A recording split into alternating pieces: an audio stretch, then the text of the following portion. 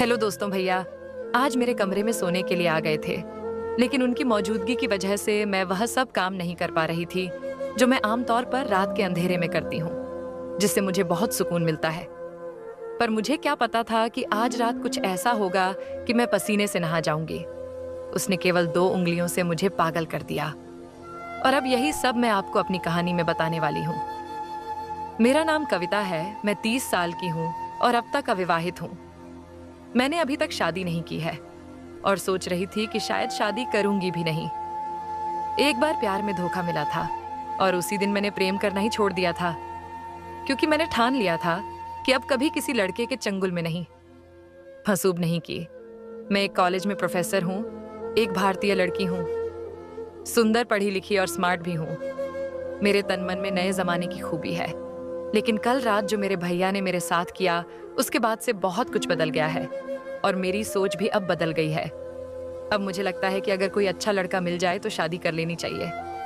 कल रात की बात है, मेरे भैया जो 40 साल के हैं और आर्मी में हैं, और भाभी का हाल ही में एक बस दुर्घटना में निधन हो गया था।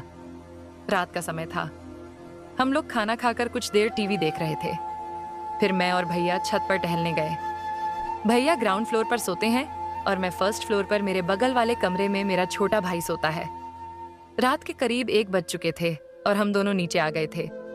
तभी भैया मेरे कमरे में आए और बोले, कविता अभी नींद नहीं आ रही, चलो बातें करते हैं। हम दोनों बिस्तर पर लेटकर बातें करने लगे। बीच बीच में भैया अपने मोबाइल पर खेल रहे थे और मैं भी अपने मोबाइल पर लोगों के स्टेटस देख रही थी। तभी जोर से बारिश होने लगी और हल्की ठंडी हवा भी चलने लगी, जो हमें बहुत पसंद थी। देहरादून की हवा वैसे भी बहुत अच्छी होती है। कुछ देर बाद भैया सोने लगे। मैंने कहा, भैया आप अपने कमरे में जाइए, आपको नींद आ रही है।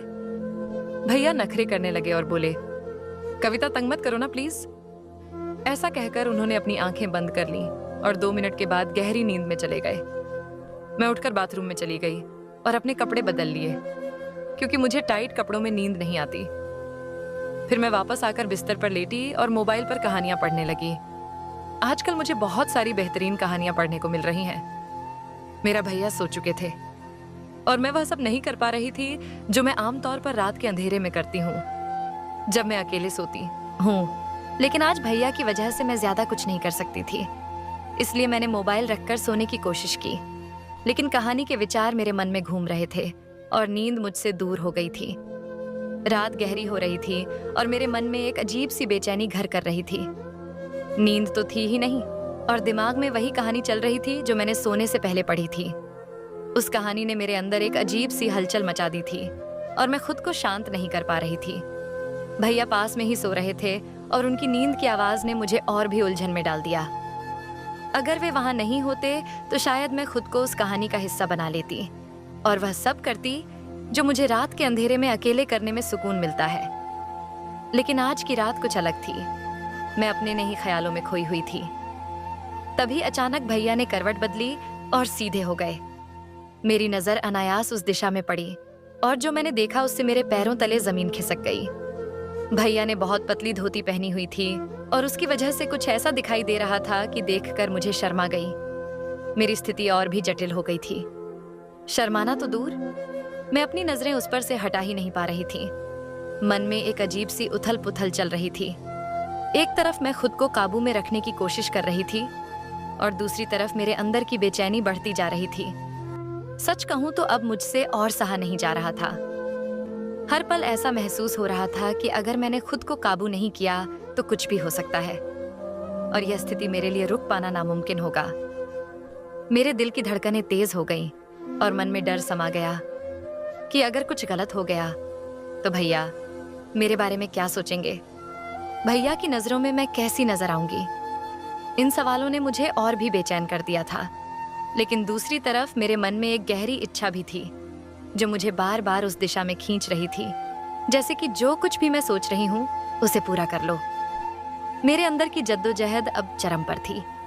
हर पल मैं खुद से लड़ रही थी, लेकिन कहीं ना कहीं मन के किसी कोने में वह पुरानी कहानी फिर से उभरने लगी थी और उसी वजह से मेरी इच्छा और भी बढ़ रही थी। अब सवाल यह था कि क्या मैं भैया को इस तूफान से बचा पाऊंगी या फिर भैया मुझे अपनी पकड़ में ले लेंगे। रात का माहौल पहले ही अजीब था और फिर भैया का फोन बजने लगा। शायद किसी ने उन्हें मैसेज किया था और वह फोन मेरी साइड में ही रखा हुआ था क्योंकि भैया ने उसे चार्जिंग पर लगा दिया था। सोने से पहले भैया गहरी नींद में सो रहे थे, लेकिन फोन पर लगातार मैसेज आ रहे थे और उनकी आवाज ने मेरी बेचैनी को और बढ़ा दिया। मैंने सोचा क्यों ना फोन को साइलेंट कर दूं ताकि आवाज बंद हो जाए, लेकिन साथ ही मेरे मन में एक सवाल उठ रहा था, इतनी रात को भैया को कौन मैसेज कर रहा होगा। मुझे भैया के फोन का पासवर्ड पता था, इसलिए बिना किसी संकोच के मैंने उनका फोन चेक किया। जैसे ही मैंने स्क्रीन पर नजर डाली तो पाया कि भैया की गर्लफ्रेंड उन्हें कई मैसेज भेज रही थी। एक अजीब सी जिज्ञासा ने मुझे घेर लिया और मैं सोचने लगी कि आखिर वह वीडियो किस बारे में होगी। मैंने सोचा क्यों ना एक बार देख ही लिया जाए कि वीडियो में क्या है। जैसे ही मैंने वीडियो चालू की, मेरी आंखें जैसे फटी की फटी रह गई। मुझे समझ ही नहीं आ रहा था कि मैं क्या देख रही थी। उस वीडियो में जो कुछ भी दिखाया जा रहा था वह मैं कभी भी नहीं सोच सकती थी। एक वीडियो खत्म हुई तो मेरे अंदर अगले वीडियो को देखने की तीव्र इच्छा जाग गई। मैंने फिर अगली वीडियो पर क्लिक किया और पल भर में सारी वीडियो देख डाली। हर वीडियो ने मेरी हालत और भी खराब कर दी।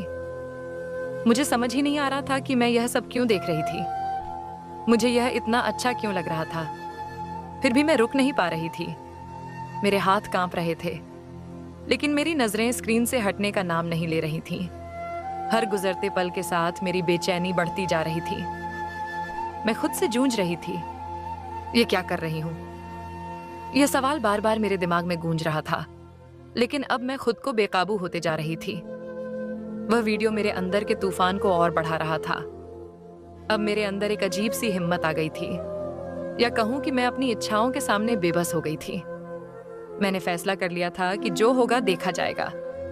अब मैं वही करने जा रही थी जिसे मैं लंबे समय से रोकने की कोशिश कर रही थी। मेरे हाथ कांप रहे थे, दिल की धड़कनें तेज हो रही थीं। मैं धीरे धीरे भैया के पास खिसक गई और उसके पास लेट गई। कुछ ऐसा हुआ जैसे कुछ हुआ ही ना हो। मन में हलचल मची थी।